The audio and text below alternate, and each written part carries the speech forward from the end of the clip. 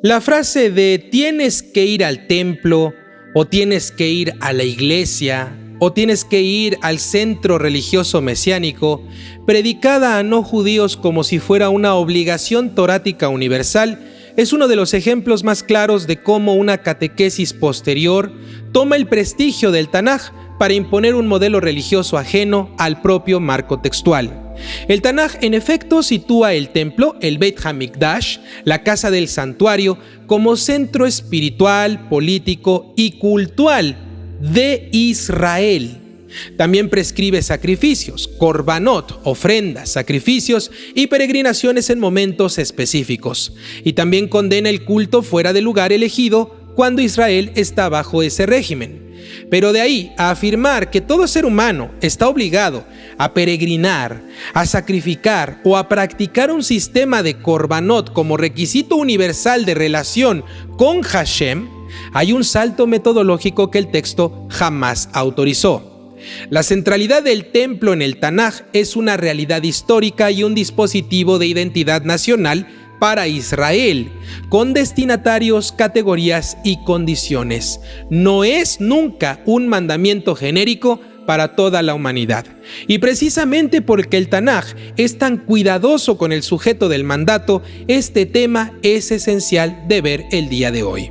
Mostrar que el templo es central sin convertirlo en una obligación universal, y también mostrar que se puede aprender del templo sin falsificar su destinatario. En primer lugar, hay que recuperar la naturaleza del templo en la lógica torática. El templo no es un lugar bonito para ir a rezar en México, en Colombia, en Estados Unidos, en Rusia, en Nueva York. No.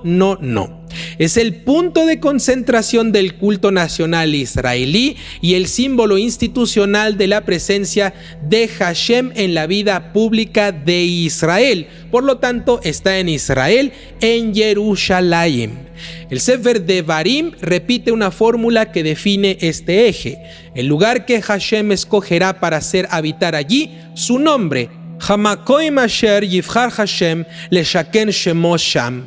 Esto en el Sefer Devarim, capítulo 12 y otros pasajes también. Esta fórmula es reveladora porque no dice cada uno como quiera y donde quiera hágase de un lugar para que me adoren. No, dice el lugar que Hashem escogerá.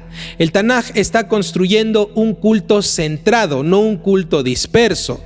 ¿Y por qué lo digo? Porque el culto disperso en el contexto cananeo se mezcla con idolatría, con sincretismo, con explotación y con sexualización de lo sagrado, con los lugares altos donde el poder local controlaba el culto, la economía y los rituales y liturgias que mezclaba con sexo. Centralizar el culto es entonces, en la lógica de la Torá, una forma de romper el sincretismo y la corrupción. Pero esto no es un mandato universal para toda la humanidad, es una política teológica para una nación específica. El Sefer Devarim, capítulo 12, de hecho es la clave textual más fuerte para poder entender la centralidad del templo. El capítulo ordena destruir lugares idolátricos en la tierra y prohíbe sacrificar en cualquier lugar que veas. Dice Behol Makoim Asher Tiré, y ordena llevar ofrendas y diezmos, votos y primogénitos al lugar escogido. Pero observen de nuevo el marco.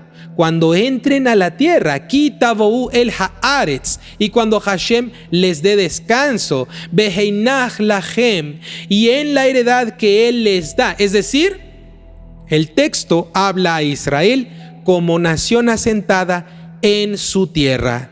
La catequesis y las enseñanzas de ideologías paganas que dicen tienes que ir al templo, tienes que ir a la iglesia, al centro religioso mesiánico, borran completamente la condición territorial y el destinatario nacional y convierten una política de culto para Israel en una obligación universal. Eso es precisamente el texto sin destinatario que a lo largo del curso hemos combatido.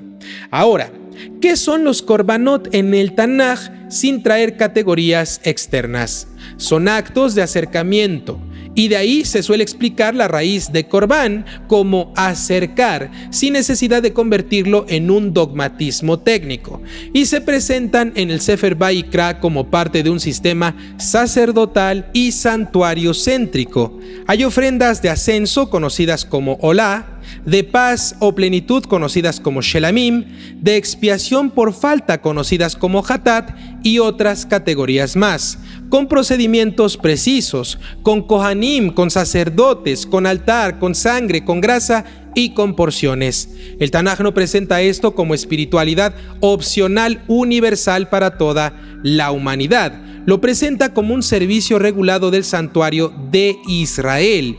Y aún dentro de Israel, el Tanaj deja claro que el sacrificio sin justicia es vacío. Los profetas denuncian que multiplicar los korbanot sin una ética es abominación. Esto ya nos enseña algo crucial. El Tanaj no reduce relación con Hashem a hacer simplemente sacrificios. El Tanaj reduce los sacrificios a la expresión de pacto cuando hay justicia, como hemos visto a lo largo de estos temas. Por lo tanto, predicar a no judíos que tienen que sacrificar como si eso fuera el núcleo universal no solo borra destinatario, también invierte la jerarquía, convierte un medio nacional en un fin universal que es erróneo.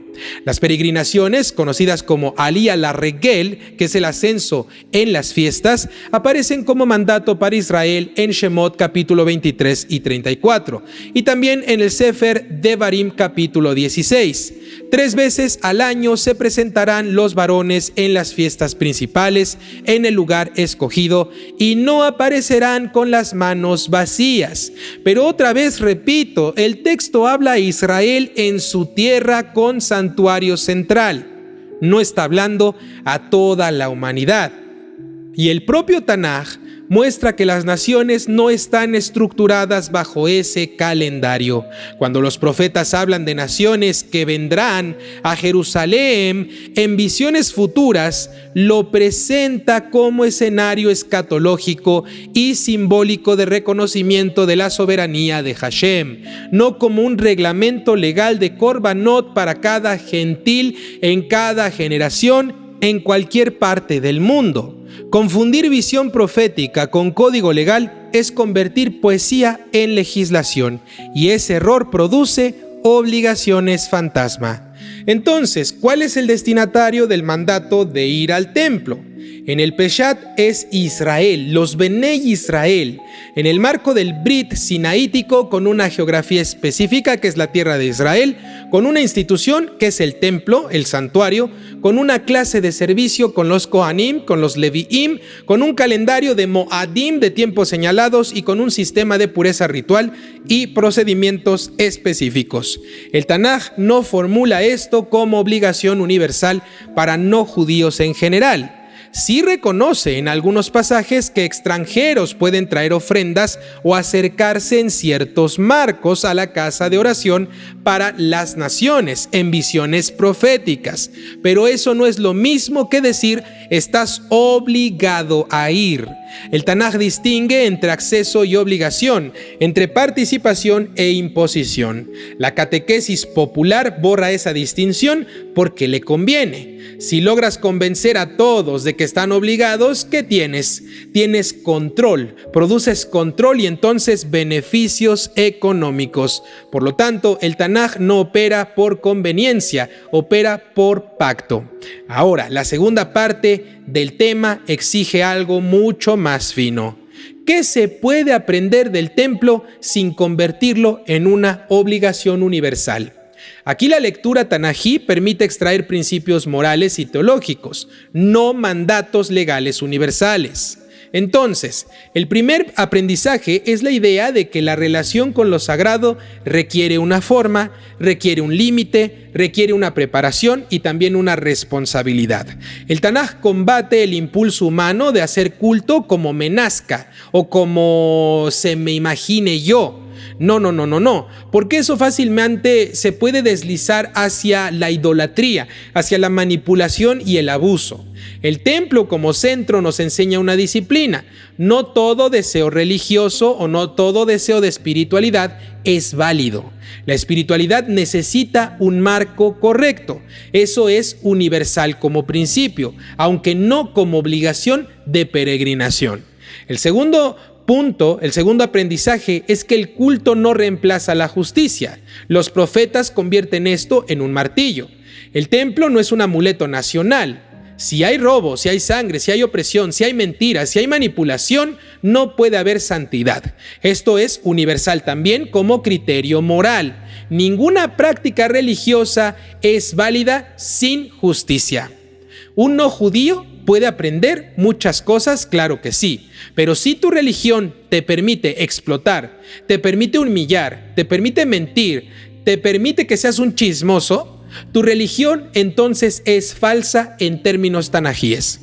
El templo, paradójicamente, lo que enseña es que el ritual está subordinado a la ética y a la moral torática. El tercer aprendizaje es la centralidad de la comunidad frente al individualismo. El templo estructura a un pueblo en específico, que es Israel. Peregrinar, reunirse, festejar, traer lo propio, comer en alegría y reconocer un centro es vital para esta sociedad. Eso enseña que la espiritualidad no es solo la interioridad privada, es un tejido comunitario. Eso se puede aprender sin necesidad de andar exigiendo a las naciones un santuario israelita. El cuarto aprendizaje es la seriedad del daño y también la necesidad de reparación. En el Sefer Vayikra muchas ofrendas están ligadas a faltas involuntarias, a culpas y restituciones. Sin entrar en sistemas posteriores, el Tanaj sugiere que el pecado no se borra con una simple emoción y remordimiento. Requiere reconocimiento y cuando hay daño, hay reparación. Debe haber al menos reparación. Ese principio sí es universal. Si dañaste a alguien, entonces repara. Convertirlo en tienes que sacrificar algo, dinero, tu presencia, venir a cantar coritos, sería un error. Aprenderlo como ética de responsabilidad es la fidelidad al texto. Tus pecados no se van a borrar con ir un domingo a una iglesia a cantar coritos. Eso jamás, ni tampoco por rezar 3 Padres Nuestros y ponerte un escapulario. Eso no funciona así. El quinto aprendizaje es completamente teológico. El Tanaj muestra que Hashem se deja nombrar en un lugar específico, pero no se reduce a ese lugar. El mismo Tanaj declara que los cielos de los cielos no pueden contenerte en la voz de Shlomo en la dedicación, aunque también habla de la presencia del nombre en la casa. Es decir, el templo es un punto de encuentro, no una cárcel divina. Esto destruye la manipulación religiosa que hace del edificio un monopolio de Hashem y el clero un dueño del acceso. El Tanaj permite un centro, sí, pero prohíbe convertirlo en un ídolo, porque hasta el templo puede convertirse en un ídolo, en idolatría. Así, cuando alguien predica a los no judíos, tienes que ir al templo, tienes que sacrificar dinero, tu tiempo, tu mente, etcétera, etcétera, tantas mentiras y tonterías que suelen decir como obligación tanají, están cometiendo una triple sustitución. Sustituyen el destinatario que es Israel hacia la humanidad, lo cual está mal. Sustituyen la institución que es el templo torático, el Beit HaMikdash, por un edificio cualquiera contemporáneo. Y finalmente sustituyen el propósito, que era crear una disciplina nacional y justicia por lo que hacen esas iglesias, esos templos y esos centros religiosos, que es la recaudación económica siempre, en todo momento, por delante. También el control de masas o simples ritualismos. El Tanaj nunca autoriza esa sustitución.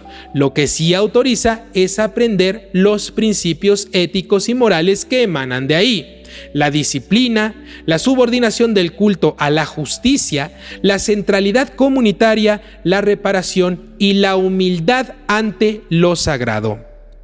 El templo, queridos alumnos, en el Tanaj no es una orden para que todo ser humano haga turismo ritual. Es un espejo donde Israel debía mirarse y recordar quién era. Un pueblo liberado que no debía volver jamás a Egipto, ni de manera literal ni de manera metafórica. Una nación llamada a sostener justicia y desde esa justicia elevar su culto. Cuando una catequesis toma el templo y lo convierte en una obligación universal, mata el espejo y vende la pared. Pero cuando vuelven al texto, el templo recupera su voz y te dice que lo sagrado exige forma, pero nunca excusa la injusticia. Te dice que acercarse no es comprar. Te dice que la presencia del nombre no se vende en una taquilla. Y entonces, incluso sin estar obligado a peregrinar, puedes escuchar lo que el Tanaj quería que el mundo entero aprendiera al mirar a Israel. Que la verdadera cercanía a Hashem no se mide por cuántas ofrendas suben al altar, sino por cuánta justicia baja al mercado, por cuánta justicia practicas en tu día a día.